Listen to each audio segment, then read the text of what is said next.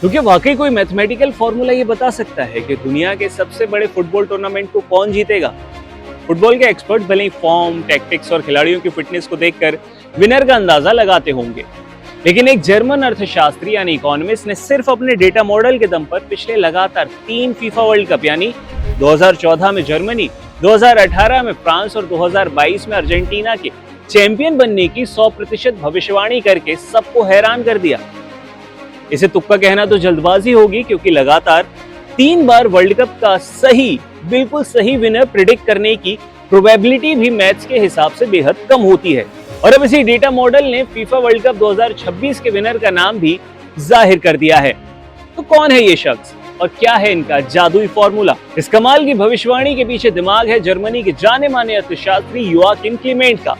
आमतौर पर अर्थशास्त्री शेयर बाजार, जीडीपी या महंगाई का ग्राफ नापते हैं, लेकिन क्लीमेंट ने अपने इकोनॉमिक डेटा मॉडल्स का रुख फुटबॉल की तरफ मोड़ दिया है। क्लीमेंट कोई ज्योतिष या पॉल ऑक्टोपस की तरह किस्मत के भरोसे अनुमान नहीं लगाते।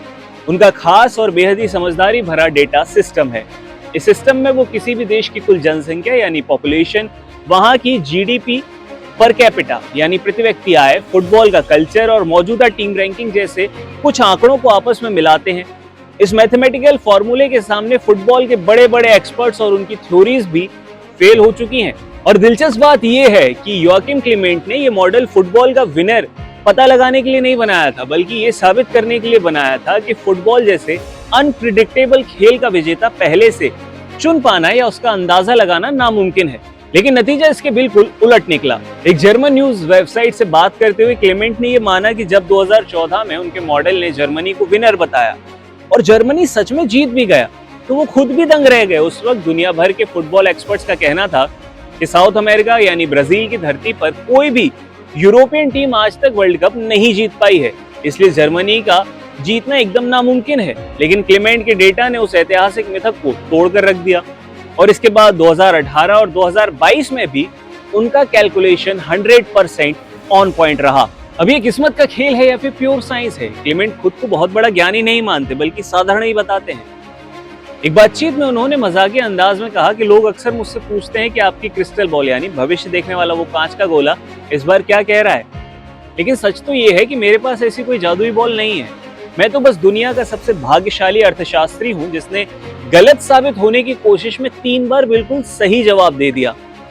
हालांकि जिसे वो गुड लक कह रहे हैं वो असल में डेटा की ताकत है। उनका मॉडल केवल खिलाड़ियों के नाम नहीं देखता, बल्कि ये देखता है कि किसी देश का सोशल और इकोनॉमिक स्ट्रक्चर उसकी खेल प्रतिभा को निखारने में कितना मददगार है।